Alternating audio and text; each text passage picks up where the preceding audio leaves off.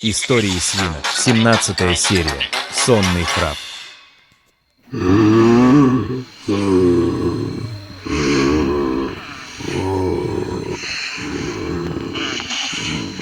Кто тут меня будет посреди ночи и утра и храпит, а? Эй, сосед, ты что храпишь посреди утра и ночи, а?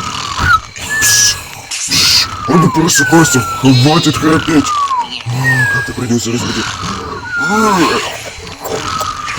Надеюсь, будильник точно его разбудит. Что-то не просыпается. Бесполезно. Другой способ.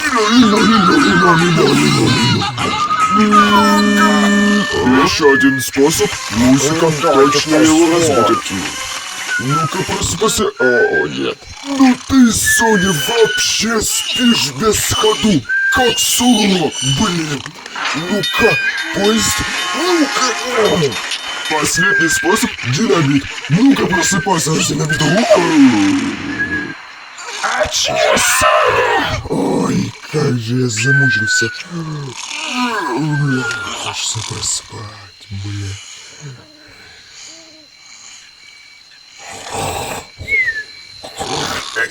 Кто тут спит посреди ночи и утра? Эй, сосед. Роли озвучивали. Эй, Я, просыпайся. мультипликационный автор Тимур Что ты Дашин. спишь на ходу, как сурок, а? А ну просыпайся. Ой. Конец истории. Господи.